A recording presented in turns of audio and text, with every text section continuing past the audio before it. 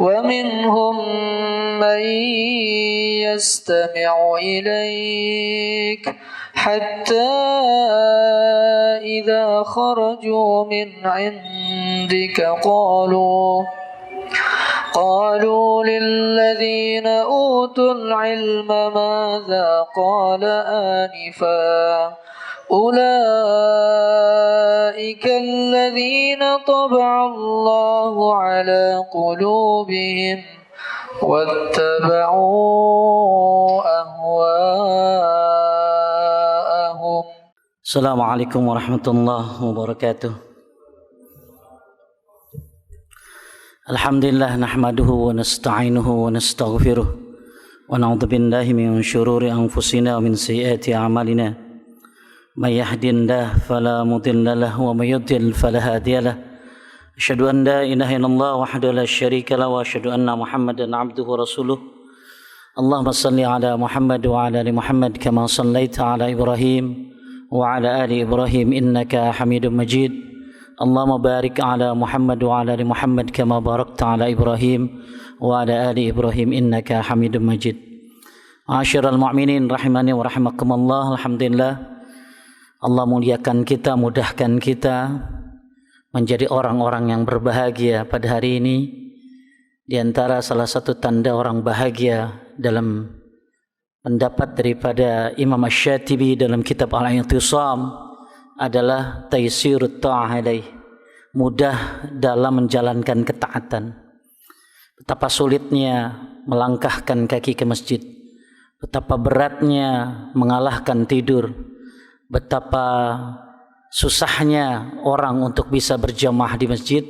Pada hari ini Allah muliakan kita dengan salah satu keutamaan, dan insyaallah ini bagian daripada amal saleh yang luar biasa. Basyiril masa'ina fid dulmi ilal masjid binuri tammi yaumal qiyamah. Kabar gembira bagi orang yang melaksanakan salat di malam hari, maksudnya adalah isya dan subuh, akan mendapatkan cahaya yang sempurna nanti pada hari kiamat insyaallah. Ma'asyiral mu'minin rahimani wa rahimakumullah. Dalam Islam banyak sekali amalan-amalan yang disebut amalan alternatif. Amalan-amalan yang biasanya diberikan bagi orang-orang yang tidak bisa melakukannya.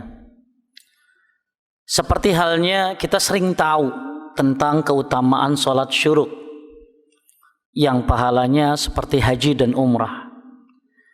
Tapi sebenarnya banyak sekali amal-amal yang berpahala haji dan umrah. Banyak sekali amal-amal yang berpahala haji dan umrah. Memang apakah kayak begini ya? Orang yang membaca surat Al-Ikhlas seperti sepertiga Al-Quran. Berarti kalau 3 kali baca berarti hatam gitu. Ya. Akhirnya dia baca Al-Ikhlas mulu, kagak baca Quran. Jadi ada perbedaan antara keutamaan pahala dan keutamaan pelaksanaan. Dibedakan antara keutamaan dalam pahala dan keutamaan dalam pelaksanaan. Jadi bukan berarti orang yang membaca Al-Ikhlas 3 kali itu akhirnya enggak membaca Quran yang harusnya kita baca dari Al-Fatihah sampai An-Nas. Bukan berarti akhirnya oh ya udah baca Al-Ikhlas saja. Walaupun memang keutamaannya yaitu tadi seperti sepertiga Al-Quran, tapi dalam pahala. Tentu dalam pelaksanaannya berbeda sekali. Orang yang baca Quran dari Fatihah sampai An-Nas tentunya. Jadi kalau orang yang baca Quran dari Fatihah sampai An-Nas, yang pertama dia akan mendapatkan man qara harfan min kitabillah falahu bihi hasanatun wal hasanatu bi asyri amsalihha. Satu huruf itu dikali 10 kebaikan. La aqulu alif lam mim harfun lakin alif harfun lam harfun mim harfun. Jadi kalau Anda baca alif lam mim itu 3 huruf, berarti kali 10 berarti 30 kebaikan. Kalau Anda baca Al-Fatihah itu ada 113 huruf, berarti kali 10 berarti 1000 300 kebaikan. Nah ini pelaksanaan. Belum lagi usaha, belum lagi paling bagus lagi dalam kitab Syekh Jamil Zainu setelah baca Quran bertawassul dengan Al-Quran yang dibaca. Misalnya, ya Allah, dengan membaca Al-Quran ini lembutkan hatiku, karena Al-Quran itu kan obat. Dengan baca Quran ini jauhkan aku dari api neraka. Ada kurang lebih 13 yang bagus ditawassulkan setelah membaca Al-Quran. Kembali lagi, jadi dibedakan antara keutamaan pelaksanaan dengan keutamaan pahala. Karena jangan sampai bapak-bapak nggak haji Pak, ngapain haji? Tiap hari gue juga suruk. Akhirnya dia nggak haji. Padahal itu keutamaan pahala dan tidak menggugurkan kewajibannya. Nah, sering kita dengar, sering kita lihat orang-orang ustadz ngomong sholat syuruk pahalanya haji dan umrah dan lain sebagainya. Sebenarnya banyak sekali, ada 8 kurang lebih orang bisa mendapatkan pahala haji dan umrah dalam sehari-hari. Yang mudah-mudahan dengan pembahasan ini menggiatkan kita lagi untuk mendapatkannya. Setelah alhamdulillah mudah-mudahan pandemi makin berkurang dan insya Allah kita akan normal lagi insya Allah. Mudah-mudahan jadi gemar lagi melaksanakan amal-amal yang pengganti haji dan umrah. Ya, haji sendiri masya Allah ya, haji suatu yang sangat istimewa. Al-hajjur mabrur laisa lahu jazaun illa al-jannah. Balasan haji mabrur itu ya surga. Al-umrah ila al-umrah kafarah lima bainahuma. Dan umrah ke umrah itu menghapuskan dosa di antar keduanya. Bahkan dalam sebuah riwayat disebutkan, andai ada orang berangkat haji Pak, kemudian mati di tengah jalan, dia dapat pahala haji sampai hari kiamat. Ada orang berangkat umrah mati di bandara, dia dapat pahala umrah sampai hari kiamat. Bahkan dalam riwayat lain disebutkan, siapa yang 5 tahun berlalu dalam keadaan sehat badannya, dalam keadaan memiliki rizki, tidak berangkat ke Makkah dan Madinah, maka dia termasuk orang yang rugi. Jadi bagusnya paling telat 5 tahun sekali. Ya, paling telat 5 tahun sekali. Bagi yang punya duit. Ya, kalau mau orang umroh haji sering tuh antara 2 Pak, jadi pengusaha besar atau jadi ustadz, itu aja. Ya jadi ustadz kan jadi pembimbing gitu ya. Taib. Nah, semua orang kemarin kan banyak yang ngeluh, kenapa nggak jadi haji Pak Ustadz, nggak jadi haji Pak Ustadz. Ya memang, Masya Allah, yang lain bisa haji, Indonesia nggak bisa, ya nyelekit juga di hati. Tapi ternyata orang yang sabar menerima ketetapan itu, dia tidak berangkat haji, padahal harusnya berangkat, dia dapat pahala haji juga. Maka pada kali ini apa aja sih amalan-amalan yang bisa berpahala haji dan umrah? Yang kita hanya tahu ya sholat syuruk aja. Yang pertama, sholat 5 waktu di masjid. Jadi bapak-bapak itu bisa dapat pahala haji dan umrah sehari 5 kali. Bagi yang sholatnya di mana? Di masjid. Ya. Dari Abu Umamah radhiyallahu an, Nabi sallallahu alaihi wasallam bersabda, "Man masya ila salati maktubatin." Siapa yang berjalan menuju salat wajib fil jamaah dan dia berjamaah, fahiya kahajjatin, maka dia seperti orang yang berhaji. Siapa yang berjalan menuju salat berjamaah, siapa yang berjalan menuju salat berjamaah ke masjid tentunya, maka dia seperti orang yang berhaji. Dan waman masya ila salati tatawwu fahiya ka umratin nafilah. Siapa yang berjalan menuju masjid untuk salat sunnah. Jadi salat sunnah itu bagus di rumah, tapi nggak salah kalau di masjid juga. Apalagi jarak antara qomat dengan azan yang begitu cepat. Kalau di Makkah Madinah mah lama ya azan tuh. Sama qomat tuh bisa 30 menit, 20 menitan. Kenapa Pak Ustadz lama? Nungguin orang datang dari mana pelosok datang ke Mekah dan ke Madinah, Masjidil Haram dan Masjid Nabawi. Kalau di kita kenapa cepat 10 menit, bahkan ada yang 5 menit. Kalau alhamdulillah di Asap termasuk yang lama, 20 menit mungkin. Kenapa cepat di Indonesia? Ya karena mau ditungguin lagi juga nggak ada yang datang lagi. Orang sholat ke masjid itu kan biasa member. Orangnya itu aja gitu loh. Coba lihat deh, nggak ada perubahan orangnya gitu loh. Ya itu aja. Nah, kalau di Mekah Madinah lama. Kembali lagi bahwa siapa yang berjalan menuju masjid untuk sholat wajib pahalanya kayak haji. Siapa yang berjalan ke masjid untuk sholat sunnah pahalanya kayak umrah. Hadis ini diriwayatkan oleh Tabrani dalam Mu'jamul Kabir dan Syalbani termasuk yang menyatakan hadis ini hasan. Masya Allah, bapak-bapak luar biasa ya, bisa dapat pahala haji sehari 5 kali. Nah kalau ngomong begini depan emak-emak, protes dia. Ya, wah ibu-ibu gimana Pak Ustadz? Kan di rumah sholatnya. Ya ibu-ibu juga dapat pahala haji. Asal apa? Menyuruh suaminya, anak-anak dan laki-lakinya yang ada di rumah yang sudah balik untuk pergi ke masjid. Kenapa? Man dalla ala khairin kafa'ilih. Siapa yang menunjukkan suatu kebaikan, dia mendapatkan pahala seperti orang yang melaksanakannya. Nah itu kasih tahu tuh ibu-ibu. Maka yang bagus tuh ibu-ibu tuh yang bukain pintunya, siapin sarungnya, ya mobilnya dinyalain, motornya dihidupin. Ya bahkan kalau yang solehah banget mah, papi aku anterin yuk ke masjid. Masya Allah. Ya udah kayak online dia. Jadi siapa yang berjalan ke masjid untuk sholat berjamaah mendapatkan pahala haji dan untuk sholat sunnah mendapatkan pahala umrah. Bahagia yang sering ke masjid mendapatkan pahala haji dan umrah. Dalam hadis yang lain ada syaratnya dari Abu Umamah radhiyallahu an, Nabi sallallahu alaihi wasallam bersabda, "Man kharaja fi baitihi mutatahhir ila salati maktubah." Ini ada nih syaratnya. Siapa yang keluar dari rumahnya dalam keadaan bersuci, tapi wudunya bagus di rumah. Wudunya bagus di rumah. Menuju salat wajib, salatin maktubah, fa ajruhu ka ajril haji muhram. Ka ajri haj. Maka pahalanya seperti pahala orang yang berhaji, bahkan disebutkan al-muhrim, orang di sini hajinya seperti orang yang memakai ihram. Jadi beda ini Pak antara muhrim sama ihram. Muhrim sama mahram.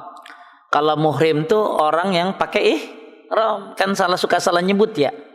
Itu muhrim saya. Maksudnya istri saya kalau di Indonesia mah, padahal artinya apa tadi?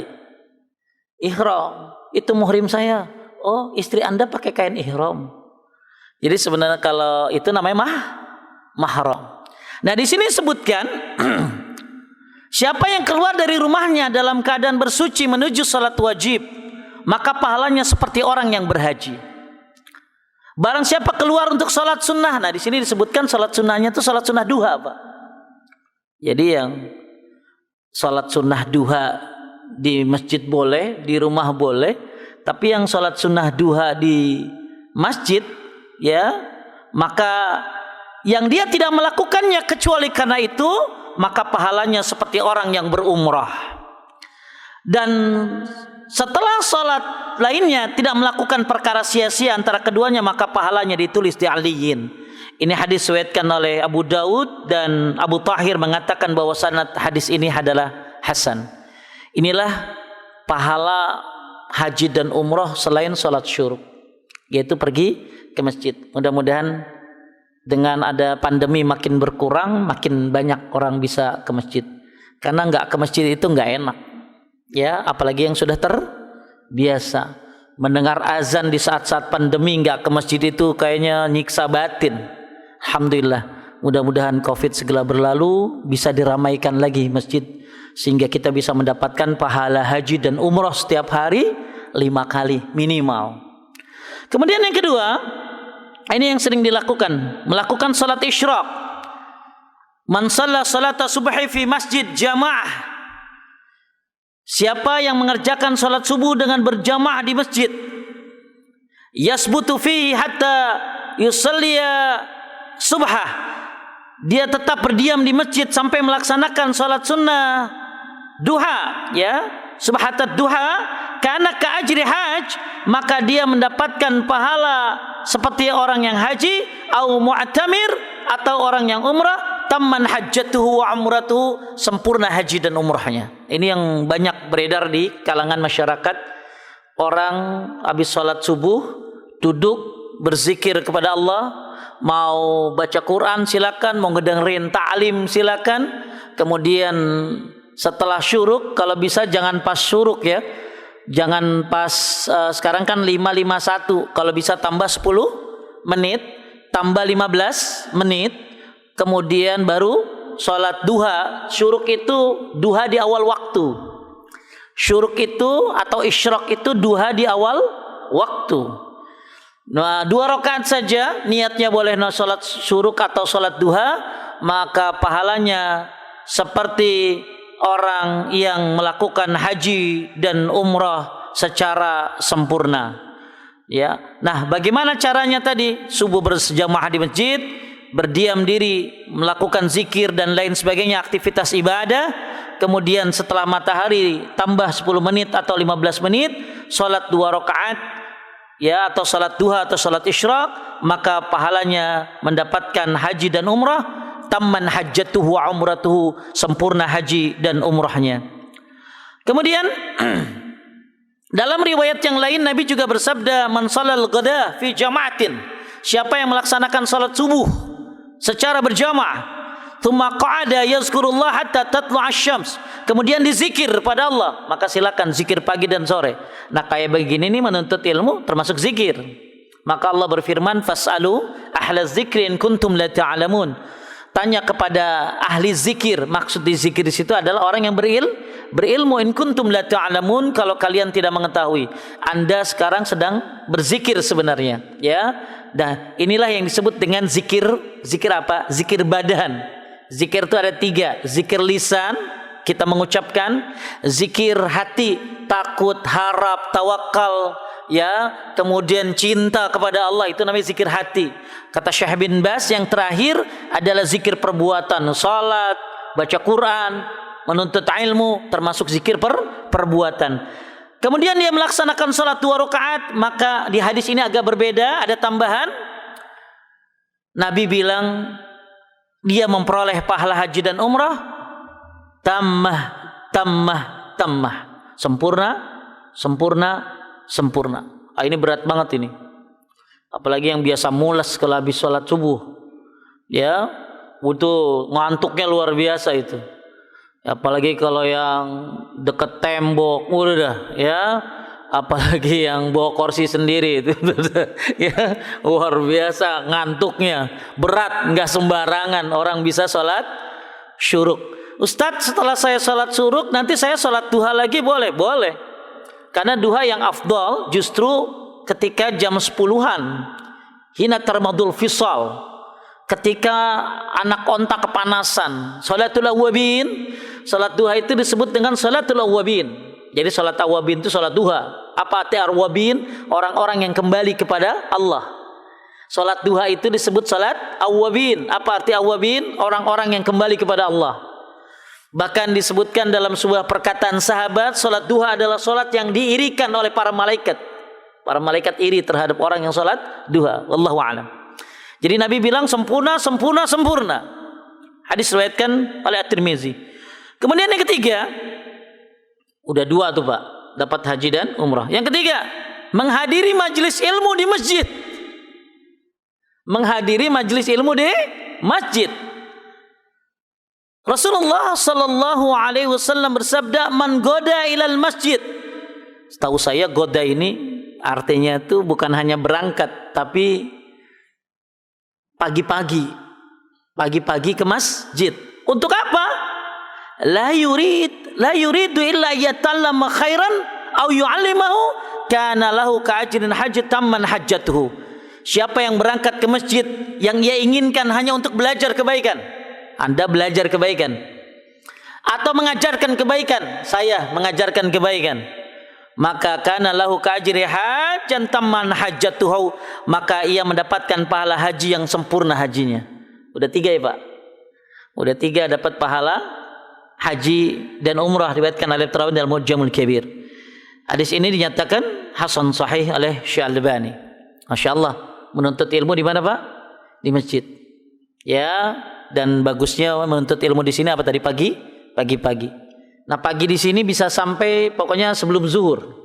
Ada kajian duha kan? Kajian duha itu termasuk masih pagi, Pak.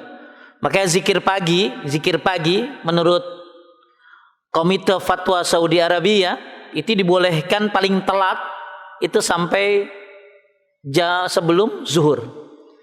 Siapa yang suka zikir pagi itu dibolehkan sampai apa tadi? Zuhur, sebelum zuhur. Ya, yang enggak sempat habis subuh boleh dilaksanakan paling terakhir sebelum zuhur. Kemudian yang keempat, amalan yang berpahala haji dan umrah adalah habis sholat zikir Pak, subhanallah 33, alhamdulillah 33, Allahu Akbar 33, cuma sampai 99.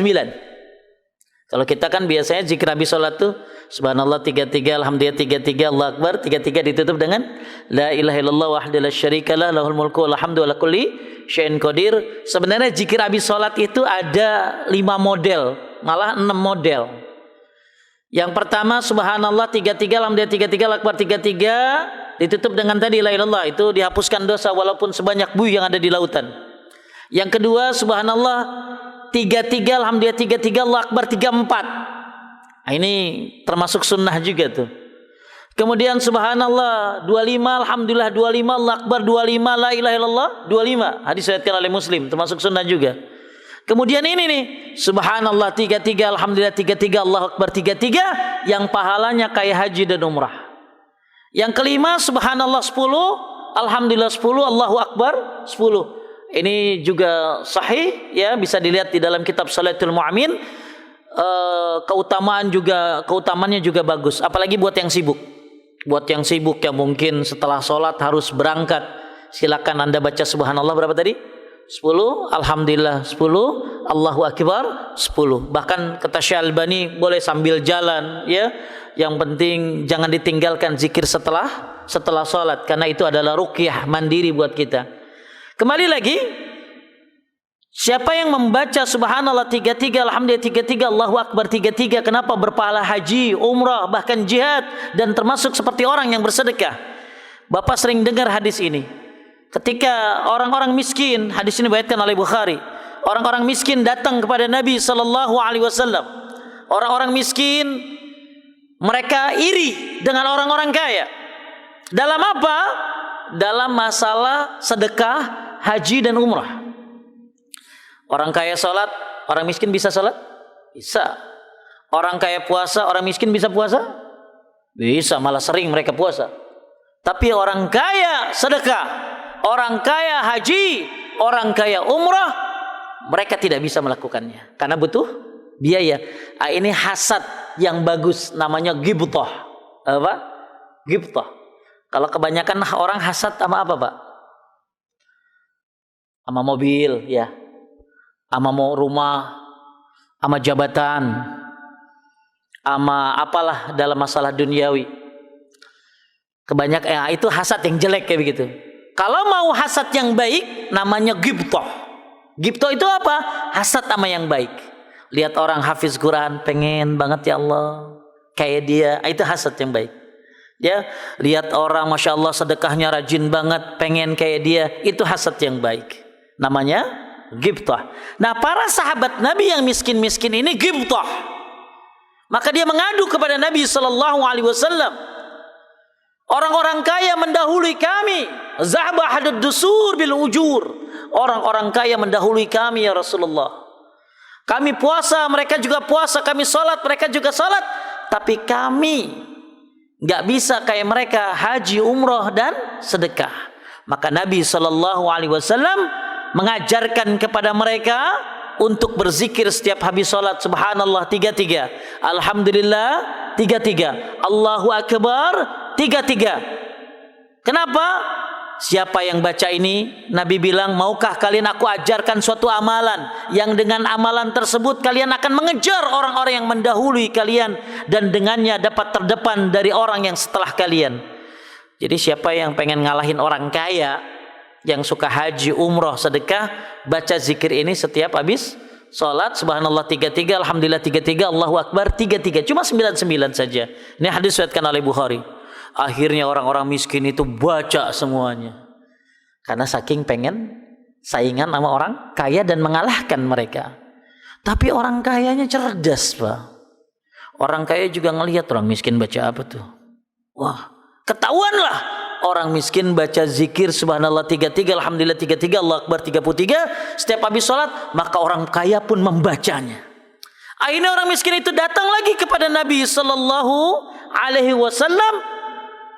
Ya, kenapa? Karena orang kaya juga baca. Apa kata Nabi? Zalika fadlullah yu'tihi may yasha. Itulah keutamaan yang Allah berikan kepada seorang hamba. Udah kaya raya, tapi juga rajin berzikir. Mudah-mudahan banyak orangnya di sini. Ya, kaya raya, ya rumahnya banyak, ya ada di Discovery 1, di sini Emerald 1, ya luar biasa. Sholatnya juga pindah-pindah dia, ya. Nah, wah udah, ya. Semuanya banyak lah, nggak tahu istrinya, ya. Jadi biasa istrinya tetap satu, ya, istrinya satu, ya. Dah, ini amalan yang ketiga, ya, yang keberapa? Yang keempat. Jadi subhanallah 33, alhamdulillah 33, Allahu akbar 33. Ini yang disebutkan tadi seperti orang kaya yang berhaji, berumrah dan bersedekah. Maka ini alternatif juga buat kita yang pengen mendapatkan pahala haji dan umrah. Dan terus terang yang zikir ini jarang. Kebanyakan orang fokusnya di subhanallah 33, alhamdulillah 33, Allahu akbar 33 ditutup dengan la ilaha illallah wa la syarika lahu mulkul hamdu wa kulli syai'in qadir. Ya, keutamaannya yang seperti menghapuskan dosa walaupun misla zabadil bahar, walaupun seperti buih yang ada di lautan. Tapi siapa yang pengen mendapatkan pahala haji dan umrah, maka bisa melakukan zikir setelah sholat ini. Kemudian yang kelima, umrah di bulan Ramadan. Mudah-mudahan Ramadan besok udah beres dah. Mudah-mudahan udah bisa melaksanakan umrah. Kenapa? Karena kata Nabi sallallahu alaihi wasallam, "Fa inna umratan fihi ta'dilu hajjah." Umrah pada bulan Ramadan senilai dengan haji. Hadis diriwayatkan oleh Muslim. Makanya Pak, tumpek blek orang kalau Ramadan itu. Apalagi 10 hari terakhir. Ramainya luar biasa.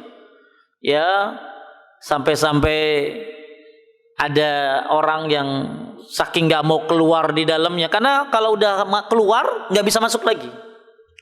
Jadi semua itu, lift itu keluar jalannya. Kan biasa lift ada yang naik, ada yang turun. Kalau udah 21, apalagi 27, ya, itu keluar semuanya orang-orang Arab itu. Saya foto-fotoin tuh waktu itu orang-orang Arab yang jeger-jeger, yang rambut-rambutnya panjang, pada datang saya fotoin cetrek. Biasanya kagak ada, ya. Atau jadi memang ramai luar biasa, susah keluar sampai mereka sholat di depan-depan, bukan di kamar mandi, tapi di koridor kamar mandi. Mereka sholatnya itu ramai luar biasa. Makanya kenapa? Ya karena ada hadis ini. Ya, karena ada hadis ini. Apa tuh? Fa inna umratan fi Ramadan takdi hajjatan mai. Kalau tadi umrah pada bulan Ramadan senilai dengan haji. Hadis yang selanjutnya yang diriwayatkan oleh Bukhari, sesungguhnya umrah di bulan Ramadan seperti haji bersamaku. Bersama siapa? Bersama Nabi Muhammad sallallahu alaihi wasallam. Mudah-mudahan diberi kemudahan kita untuk bisa umrah Ramadan, ya. Ya, tapi ya tadi udah 2 kali COVID, ya. Mudah-mudahan tahun berikutnya Ramadan sudah bisa kita melaksanakannya insyaallah, ya. Kemudian yang keenam, amalan yang senilai dengan haji dan umrah, berbakti kepada orang tua. Ini masya Allah, ya, berbakti kepada orang tua. Dari Anas bin Malik radhiyallahu an, ya, ada seorang yang mendatangi Rasulullah sallallahu alaihi wasallam. Ia sangat ingin pergi berjihad. Dia pengen banget jihad, namun tidak mampu. Kemudian Rasulullah sallallahu alaihi wasallam bertanya kepadanya, apakah salah satu dari kedua orang tuanya masih hidup? Maka ia menjawab, ibunya masih hidup. Maka Nabi SAW berkata kepada anak muda ini, ya, faiza fa'alta qala, ya, kata dia, ibuku masih hidup, ya. Maka Nabi SAW menyuruh kepada orang ini, bertakwalah kepada Allah dan berbuat baiklah kepada ibumu. Berbuat baiklah kepada ibumu. Maka faiza fa'alta zalika fa anta hajjun. Kalau kamu melakukan ini, berbakti kepada ibumu, maka kamu mendapatkan pahala haji. Wa mu'tamir, dan kamu mendapatkan pahala umrah. Wa mujahid, kamu mendapatkan pahala jihad. Faiza radiyat anka ummuka fattaqillah wa birriha. Jadi Nabi suruh bertakwalah kepada Allah untuk mengurus ibunya, maka pahalanya seperti haji, umrah, dan berjihad. Yang masih punya orang tua, Masya Allah, mudah-mudahan dimudahkan untuk bisa berbakti kepada mereka keduanya, khususnya kalau masih ada satu, baik bapaknya atau ibunya, apalagi ibunya, ini kesempatan untuk mendapatkan pahala haji dan umrah setiap hari lewat mereka. Kalau yang udah meninggal Pak Ustadz, ya tinggal didoain, ya. Kemudian lakukan hal-hal yang memang disyariatkan oleh Rasulullah Sallallahu Alaihi Wasallam. Kemudian yang ketujuh, amalan yang berpahala haji adalah orang yang bertekad untuk haji tapi kemudian tidak berangkat, sebagaimana yang kemarin terjadi. Berdasarkan hadis riwayatkan oleh Muslim, an Jabir qala kana ma'an nabi kunna ma'an nabi sallallahu alaihi wasallam fi ghazatin. Jadi para sahabat menemani Nabi sallallahu alaihi wasallam dalam peperangan. Kemudian Nabi berkata, inna bil madinati la rijalan masirtum masiran wa la qata'tum wadiyan illa kanu ma'akum habasumul marad. Jadi kata Nabi sallallahu alaihi wasallam, sungguhnya di Madinah ada beberapa orang yang tidak ikut melakukan perjalanan perang, juga tidak menyeberangi suatu lembah, namun mereka bersama kalian dalam mendapatkan pahala. Mereka tidak ikut karena mendapatkan uzur, yaitu sakit. Dalam riwayat lain, illa syarikukum fil ajr. Mereka walaupun enggak berangkat perang, tapi dapat pahala sama seperti kamu. Jadi mereka itu biasa perang, biasa ngikut Nabi, biasa berjihad, tapi kemudian karena sakit enggak ikut. Ya, enggak ikut, tapi ternyata pahalanya sama. Kenapa? Karena sudah punya kebiasaan. Maka ini diambil dalil orang yang sudah bertekad, berniat untuk haji, kemudian tidak jadi berangkat, maka dia mendapatkan pahala haji juga insya Allah. Siapa ada yang harusnya tahun kemarin? Ada? Harusnya tahun ini? Ya tahun ini? Gak ada? Ya, ada bapak-bapak datangin saya, Tat, kita udah 2 kali nggak berangkat haji, Tat. 2 kali dapat pahala haji kita tanpa harus berangkat. Kenapa? Karena memang dia udah niat, udah setor lagi. Cancel pertama, kedua, Masya Allah. Kalau yang punya ilmu sabar Pak. Kalau yang kagak, udah main di sosmed dah. 2 asar nih, dimakan kali duitnya. Ya, ada nih, udah dan lain sebagainya. Padahal ya udah, terima saja, ya, terima saja. Ya, qadarallahu ma syaa fa'ala. Kalau memang sudah ditakdirkan Allah, ya terjadi. Kemudian yang terakhir itu yang ketujuh tadi. Orang yang sudah biasa berniat untuk melakukan sesuatu, maka dia dapat pahala. Sama kayak kita tidur malam mau tahajud, ya. Kita mau tahajud. Kemudian ketiduran, maka dapat pahala. Pahala apa? Pahala niatnya dan tidurnya jadi sedekah. Man ata firasyahu wa yanwi yaquma yusalli min al-lail fa ghalabathu 'ainahu wa tasbaha kutibat manawa wa kana nawu sadaqatan 'inda rabbih.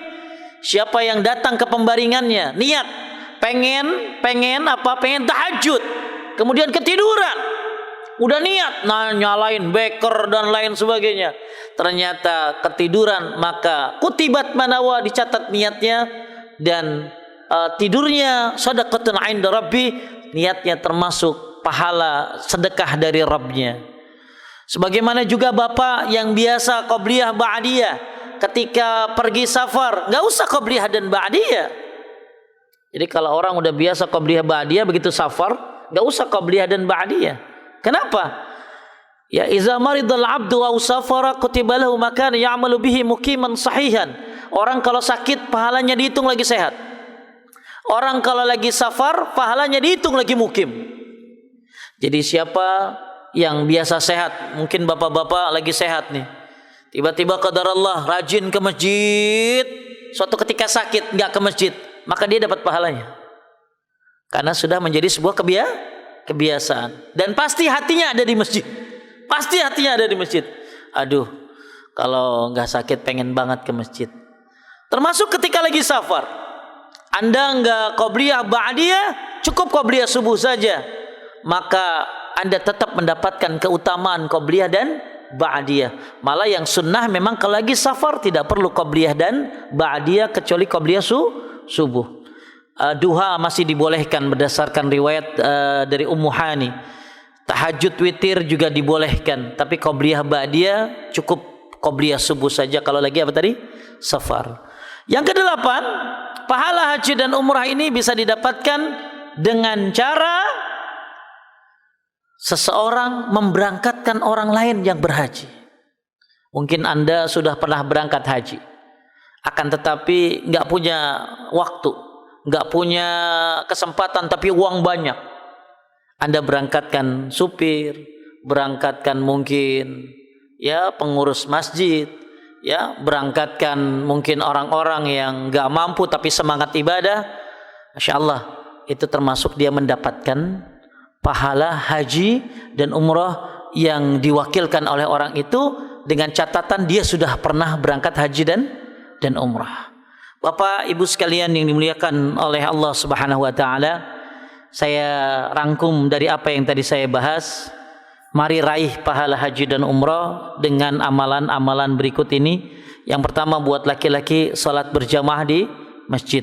Ya, mudah-mudahan tambah rajin lagi kita untuk salat berjamaah di masjid. Ya, prokes masih tetap berlaku dan lain sebagainya kita jalani sebagai syariat. Kemudian melakukan salat isyraq atau salat duha setelah salat subuh berjamaah. Kemudian menghadiri majelis ilmu di masjid. Berarti bapak-bapak udah 3 kali haji ini, 3 kali haji, 3 kali umrah, Masya Allah. Kemudian membaca subhanallah 33, alhamdulillah 33, Allahu Akbar 33. Kemudian yang kelima adalah umrah di bulan Ramadan, seperti haji bersama Nabi malah. Kemudian yang keenam, berbakti kepada orang tua atau birrul walidain. Mudah-mudahan yang masih punya orang tua tambah semangat untuk mengurusnya. Yang ketujuh, yaitu bertekad untuk berangkat haji tapi nggak jadi karena alasan syariat. Kemudian yang ke-8 terakhir adalah memberangkatkan orang haji atau umrah. Mungkin di antara Bapak Ibu kalau ada yang bertanya silakan. Taib. Kalau kita mau berniat menghajikan orang tua yang sudah meninggal, terus kita minta tolong orang membadalkannya, itu yang dapat pahala. Jadi ada yang namanya badal haji, badal umrah, dan memang itu sahih. Riwayatnya salah satunya dari Ibnu Abbas radhiyallahu an. Dibolehkan membadalkan haji orang yang sudah meninggal, satu. Kedua, bukan orang meninggal saja, orang yang memang tidak punya kemampuan untuk berangkat karena fisiknya. Misalnya orang tuanya lumpuh, kalau dia berangkat tambah bahaya ke sana, maka bisa dibadalkan. Akan tetapi ada syaratnya. Syaratnya yang membadalkan sudah harus haji. Dan gak harus anaknya. Kalau anaknya memang belum pernah haji, maka suruh orang lain yang sudah haji. Biasanya kalau saya nyuruh para pelajar di sana, yang di Mekah, di Madinah. Tapi untuk saat sekarang memang kemarin tuh agak berat. Mereka banyak yang nggak bisa badalin. Kenapa? Karena mereka harus beli izin, surat izin. Dan surat izinnya harganya 50 juta. Ya, jadi makanya pelajar-pelajar kemarin tuh banyak yang nggak bisa badalin. Kenapa? Karena harus beli surat. Dan ternyata setelah dihitung rupiahnya, dia laporan nama saya hampir 50 juta. Suratnya saja. Ya, suratnya saja ketat kemarin itu. Tapi insya Allah untuk umrah udah mulai boleh, badal umrah, badal haji. Syaratnya satu, yang membadalkan sudah harus haji. Yang kedua, dia hanya megang satu orang. Hati-hati nih Pak. Ya ada mafia juga kali ya. Dia terima 10 orang. Ini namanya kalau di kita dulu namanya badal kisos.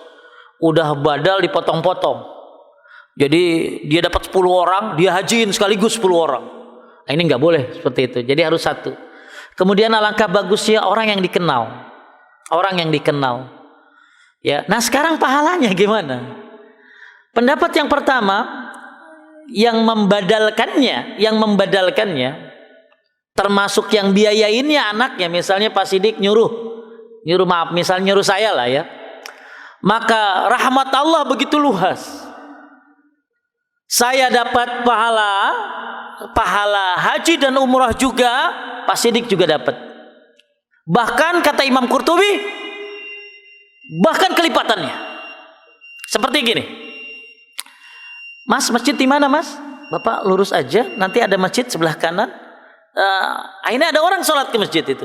Maka saya bukan hanya dapat pahala nunjukin saja, tapi gitu orang sholat sunnah, dia berdoa, dia sedekah di masjid itu, bahkan kata Imam Qurtubi saya dapat kelipatannya karena menunjukkan orang itu. Nah termasuk ini jadikan pendapat bahwa siapa yang membadalkan umrah, Pak Sidik dapat sebagaimana orang yang haji dan umrah, ya sholatnya dan lain sebagainya, kelipatannya saya juga dapat. Nah pendapat yang lainnya, yang melaksanakannya hanya mendapatkan pahala sholat di Masjidil Haram, tapi pahala haji umrahnya buat yang dibadalkannya. Ya, tapi buat Pak Sidik insya Allah tetap full. Ya, tetap full. Kenapa? Karena membiayainya.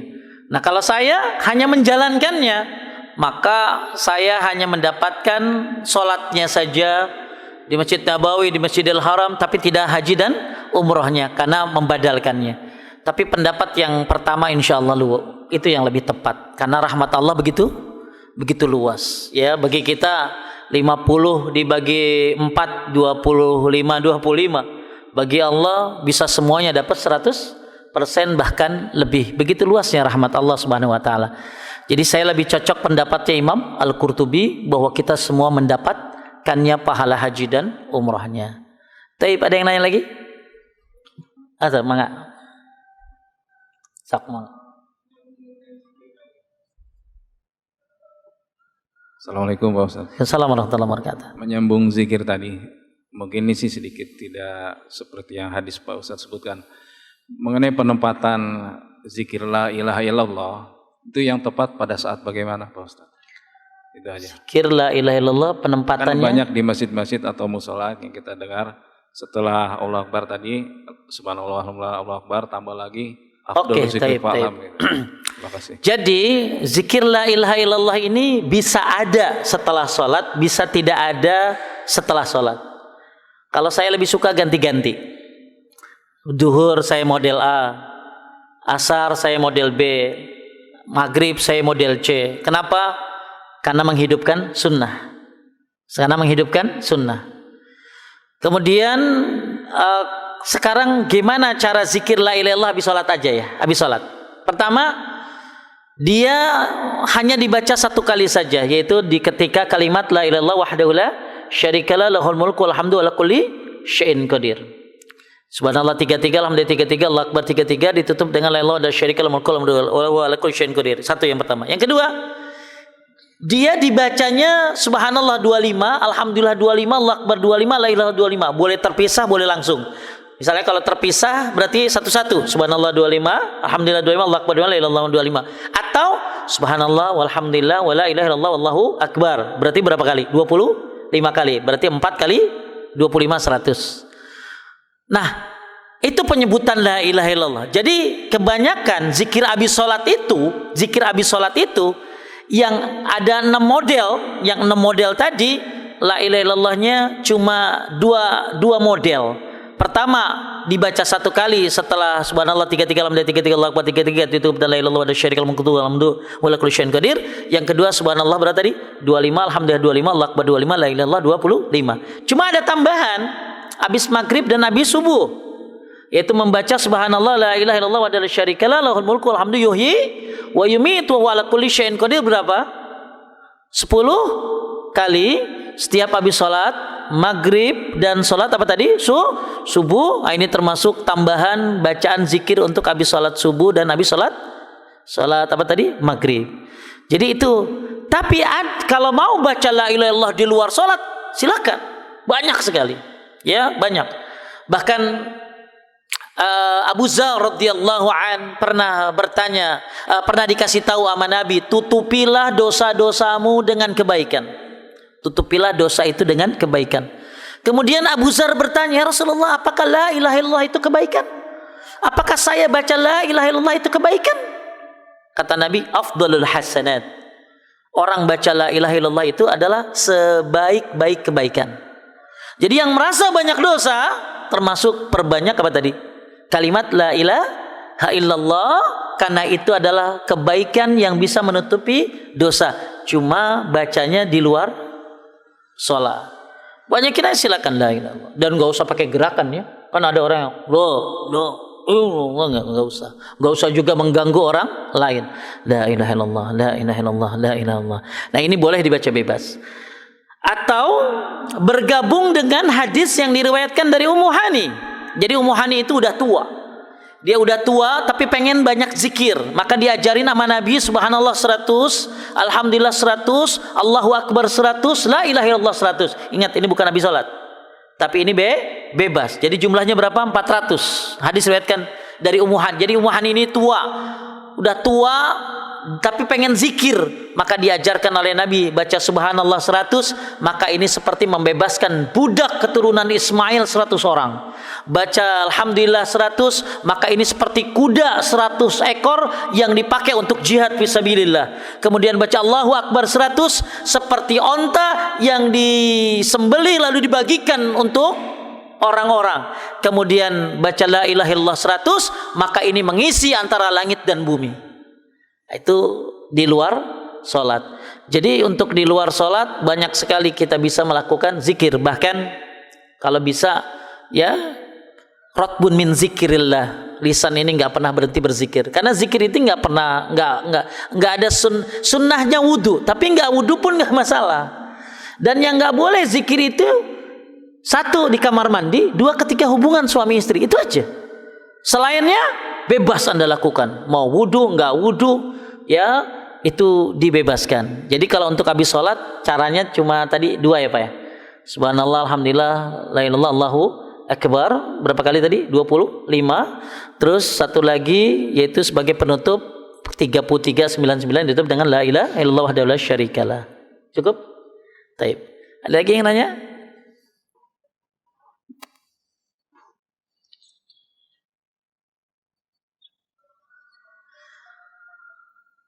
Taib, Bapak Ibu sekalian memuliakan Allah, nggak ada? Ya, ini baru permulaan ya Pak ya, pada ngantuk kali. Ya, nah, apa Kang?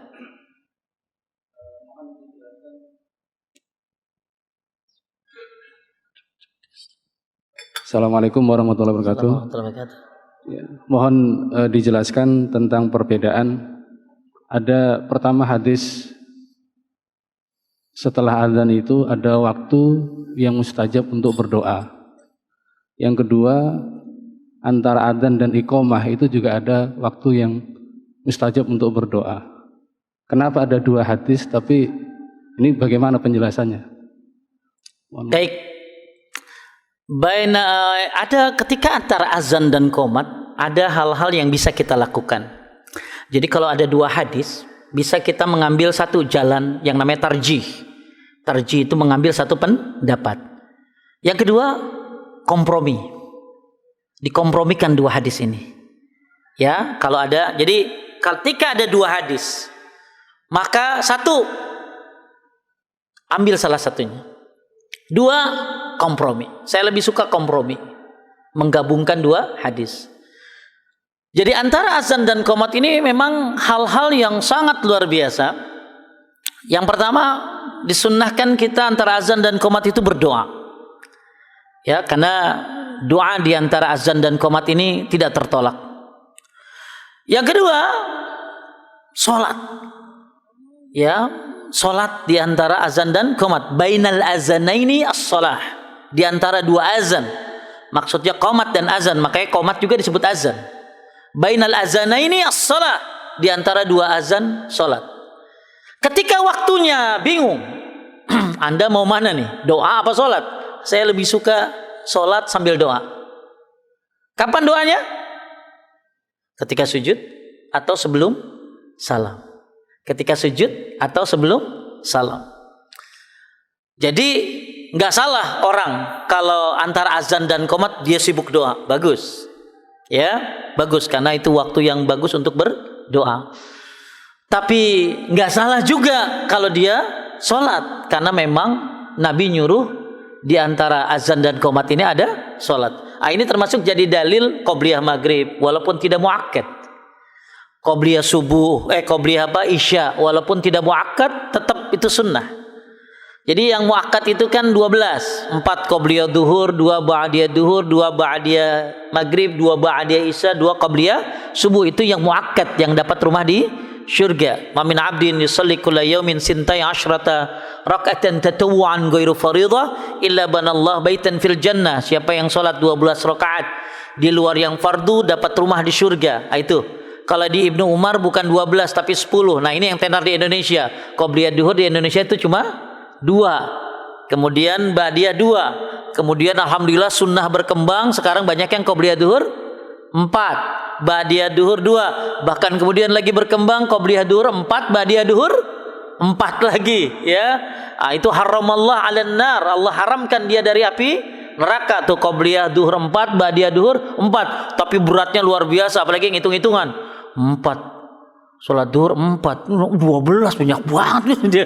Ya, itu luar biasa hitungannya. Tapi yang semangat ya ibu-ibu tuh biasanya, karena ibu-ibu kan waktunya bebas dia, ya nggak terikat dengan azan dan qomat karena dia tidak di masjid, ya. Nah, jadi ketika dua orang sibuk berdoa bagus di antara azan dan qomat. Ketika orang sibuk sholat bagus di antara azan dan qomat. Maka saya kalau waktunya mepet, saya lebih suka doa lagi sholat di waktu sujud atau sebelum salam. Kompromikan dalilnya supaya tetap bisa doa juga bisa sholat, karena doa yang paling bagus justru lagi sholat. Ya, aqrabu ma yakudul abdu min rabbihi fahuwa sajid. Saat terdekat seorang hamba kepada Allah itu lagi sujud. Fa aksirud doa, maka perbanyaklah doa. Dan bukan sujud terakhir, setiap sujud. Ya, Nabi itu kalau lama sholat itu 2, 1 berdirinya, 2 tahiyatnya. Nah, 1 lagi tadi doanya kapan tadi? Sebelum salam. Kalau waktunya memang mepet. Tapi setelah kita sholat masih ada waktu 3 menit, 2 menit, ya angkat doamu berdoa di antara azan dan qomat. Taib ada lagi? Taib Pak, silakan.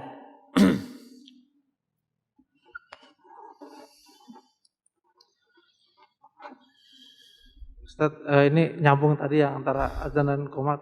Kalau sholat antara azan dan qomat itu apakah boleh dari sejak pas azan di rumah gitu, pas jalan kaki gitu ya ke masjid itu udah dihitung boleh berdoa, atau harus sudah sampai di masjid atau udah sampai masuk ke ruangan? Ya kadang-kadang kita suka bingung kalau kita sholat qobliyah di rumah.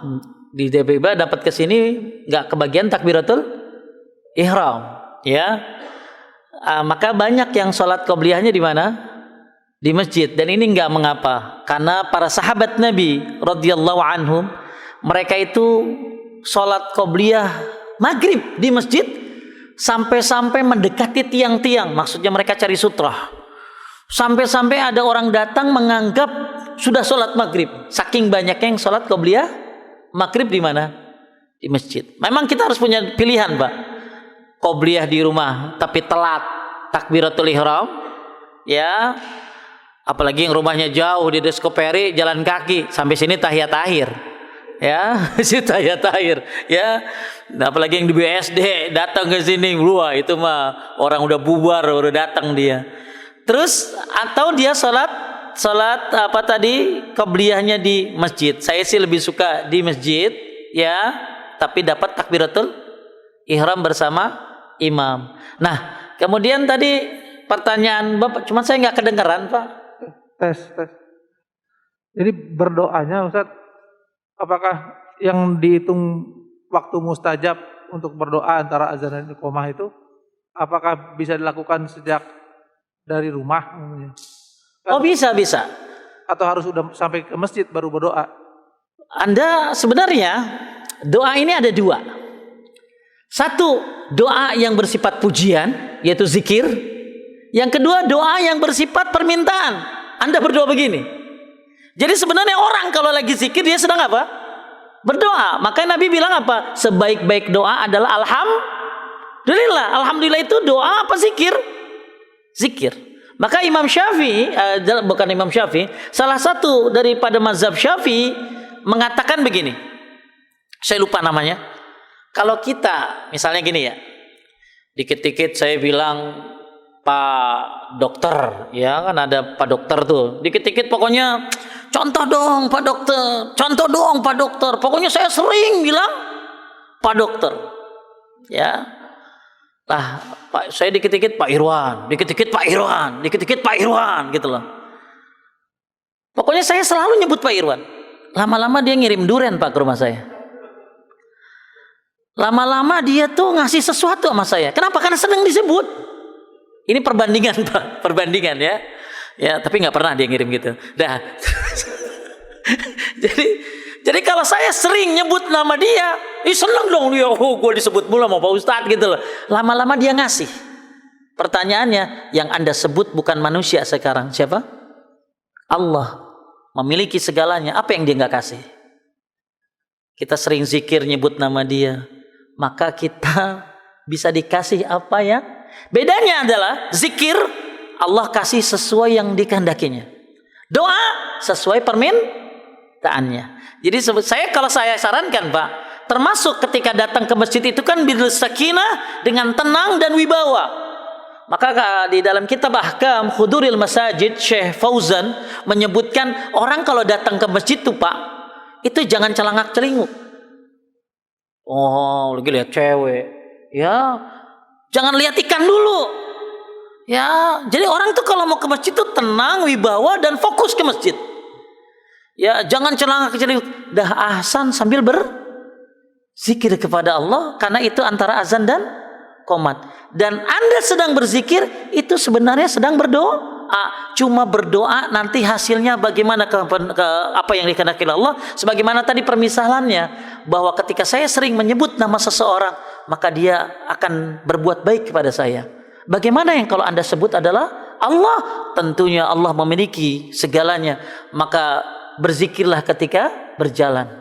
Bahkan Bapak Ibu sekalian muliakan Allah, orang yang berjalan dari rumahnya ke masjid dianggap orang yang sholat. Disuatkan oleh Muslim. Makanya nggak boleh begini kalau jalan dari rumah ke masjid.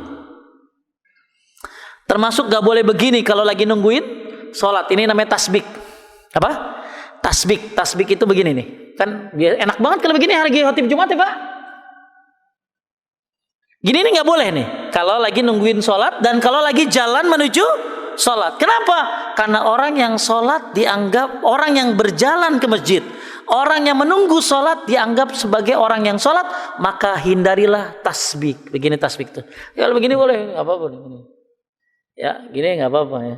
Ya, tapi kalau begini nggak boleh. Ini namanya tasbik nih, gini nih. Ya, jadi yang lagi nungguin sholat sekarang kan mau sholat syuruk. Nah ini jangan begini. Karena Anda lagi sholat. Jadi Anda sekarang dapat pahala haji dan Anda dihitung pahala orang yang sholat. Dan malaikat berdoa buat Anda 3. Allahumma gfir lahu, Allahumma arhamhu, Allahumma tub alaih. Ampuni dosanya, sayangi dia dan terima taubatnya. Itu doa buat orang yang menunggu sholat. Maka hindari begini. Jadi ketika Anda berangkat dari rumah ke sini, Anda tuh lagi sholat sebenarnya. Walaupun belum takbiratul ihram, tapi dianggap sebagai orang yang sholat. Makanya kalau dari jalan ke rumah ke masjid, jangan melakukan perkara-perkara yang sia-sia. Ini itu ya, wah cekakak cekikik. Ya, lebih baik fokus jalan ke masjid, dan ketika waktu masjid lagi kemudian zikir, ya, karena zikir itu adalah doa. Kemudian begitu sampai ke masjid, Anda bisa alhamdulillah dapat waktu untuk apa tadi? Sholat alhamdulillah. Nggak ada waktu? Berdoalah. Misalnya waktu tinggal 1 menit lagi, ya 1 menit lagi Anda boleh berdoa. Dan kalau Syekh Fauzan, karena Anda nggak bisa tahiyatul masjid dan nggak bisa qobliyah apa tadi, subuh, duduk aja. Nggak usah apa tadi? Nggak usah berdiri, disuruh duduk aja. Karena waktunya untuk sholat nggak ada. Kemudian maka beliau menyarankan untuk duduk sebagaimana yang diajarkan oleh Syekh Abdul Aziz bin Baz. Kan, jadi nggak usah berdiri terus gitu loh. Ya, boleh duduk, kemudian berdoa, silakan. Atau berzikir. Tapi kalau mepet lagi Pak Ustadz, doa apa? Istighfar aja yang banyak. Kalau orang udah bingung mau doa apa, kemudian waktunya mepet, maka perbanyak istighfar. Ya, karena kalau sudah diampuni apa yang nggak dikasih. Taib, mungkin terakhir Pak, silakan, Mangga.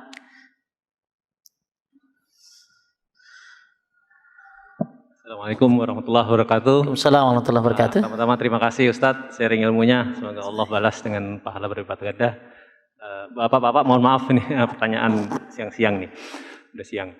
Gini Ustadz, tadi terkait yang apalagi yang kedua ya tadi ya, yang setelah ba'da subuh terus kemudian berdiam di masjid dan kemudian syuruk mendapatkan pahala haji dan umroh. Nah, kalau begini kasusnya gimana Ustadz ya?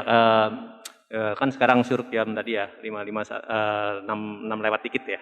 6.15 itu udah harus berangkat ke kantor misalnya Ustadz. Nah, dalam situasi seperti itu apakah kalau kita ba'da subuh terus kemudian harus pulang karena siap-siap terus berzikir, berangkat terus sholat syuruknya tuh di kantor gitu misalnya. Apakah itu masih diterima nggak Ustadz dalam sesi kedua? Gitu, Ya, Ustadz, dalam keadaan seperti makanya itu. mungkin ada bapak-bapak kalau udah offline kerja mungkin agak susah bisa sholat syuruk karena dia harus berangkat kerja. Maka insya Allah niatnya, makanya biasain Ahad atau Sabtu syuruk. Maka terus jangan lupa niat, sebenarnya saya pengen syuruk tapi nggak bisa ya karena harus kerja, karena kerja juga ibadah ya. Bahkan kita harus bisa bedain mana wajib mana sunnah ya. Terakhir nih Pak, itikaf itu hukumnya apa sih? Ramadan tuh sunnah, bekerja hukumnya apa? Wajib. Makanya Syekh Fauzan pernah ditanya, bagusan mana saya bekerja untuk mencari nafkah apa saya itikaf? Ya bekerja, karena bekerja itu wajib. Malah udah ada fatwanya tuh Pak, nggak boleh sholat duha di kantor ketika jam kerja, karena bekerja itu hukumnya wajib, sedangkan duha hukumnya sunnah. Kalau mau cari waktu yang memang sebelum masuk kerja. Nah sekarang Anda pengen syuruk, pengen apa, pastikan Anda punya niat, saya sebenarnya pengen syuruk tapi saya harus berangkat sehingga saya nggak bisa syuruk. Maka satu, Anda dapat pahala apa tadi nih? Niatnya. Yang kedua, kalau bisa biasakan setiap satu Ahad jadi kebiasaan untuk syuruk. Maka ketika Anda meninggalkannya, mudah-mudahan dapat pahala tadi. Kemudian yang ketiga, amalan alternatifnya yang lain banyak kan. Mungkin Anda nggak bisa dapat pahala syuruk, tapi bisa datang ke masjid itu dapat pahala apa tadi? Haji. Atau Pak Tidar habis sholat langsung Pak ngapain? Belajar, cari WA dari ustadz yang sahih, lihat baca. Setelah itu copy paste kirim ke keluarga atau ke anakmu tuh yang di Belanda tuh kirim tausiah tuh ya, atau ke teman-temanmu tuh kirim. Maka itu kan sama mengajarkan kebaikan. Dapat pahala haji.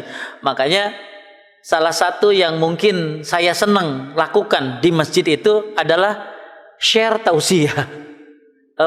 Share tausiah, khususnya maghrib dan apa tadi? Subuh. Maghrib dan subuh. Khususnya subuh karena mendapatkan apa tadi? Siapa yang mengajarkan kebaikan dan belajar kebaikan, dia mendapatkan pahala haji dan umrah. Jadi pastikan siapa yang mungkin gak punya kesempatan sholat syuruk, pastikan Anda satu punya niat, sebenarnya saya pengen syuruk, insya Allah dapat pahala nih niatnya. Kedua, kalau bisa sekali-kali dia sempatkan untuk sholat syuruk sehingga udah jadi kebiasaan. Maka tadi kayak hadis yang terakhir, dia gak ikut perang tapi dapat pahala perang. Kenapa? Karena sudah punya kebiasaan ikut perang. Karena dia sudah punya kebiasaan sholat syuruk, ternyata harus kerja, insya Allah dapat juga pahalanya. Yang terakhir, ya cari amalan alternatif yang lain ketika nggak dapat syuruk. Yaitu apa? Tadi zikir subhanallah 33, alhamdulillah 33, Allahu akbar 33, menuntut ilmu, share apa tadi? Share kajian di masjid, copy paste, kirim ke istri, ke anak. Berarti Anda ngajar kebaikan tuh. Berarti Anda dapat pahala haji dan umrah. Kemudian hal-hal yang lainnya yang tadi sudah saya ajarkan. Insya Allah lepas satu, tapi juga bisa banyak yang dapat. Jangan sampai gini, wah lepas gua. Tapi sebenarnya masih banyak amalan-amalan lain yang menghasilkan pahala haji dan umrah. Baik Bapak Ibu sekalian dimuliakan oleh Allah Subhanahu Wa Taala, mudah-mudahan pembahasan ini menjadikan semangat untuk sholat lagi di masjid berjamaah tentunya, untuk menuntut ilmu lagi. Kemudian juga rajin berzikir, dan mudah-mudahan Allah mudahkan kita untuk bisa haji dan umrah yang realnya, ya, yang realnya insya Allah mudah-mudahan segera dibuka, dan mudah-mudahan aman, dan mudah-mudahan dimudahkan lagi kita hidup seperti biasanya. Dan insya Allah setelah COVID ini kita termasuk orang yang bisa mengambil hikmah pelajaran dari COVID ini, karena banyak alumni COVID ini Pak. Ada alumni drakor, ada alumni gamers, ada alumni sepeda, ya, jadi lagi COVID sepedahan sampai lupa dan lain sebagainya dan lain-lain. Mudah-mudahan Anda alumni menuntut ilmu, alumni kebaikan, dan mudah-mudahan setelah COVID ini Anda lebih baik lagi insyaallah. Barakallahu fikum, subhanaka Allahumma wa bihamdika asyhadu an la ilaha illa anta astaghfiruka wa atubu ilaik. Assalamualaikum warahmatullahi wabarakatuh. والذين اهتدوا زادهم هدى وآتاهم تقواهم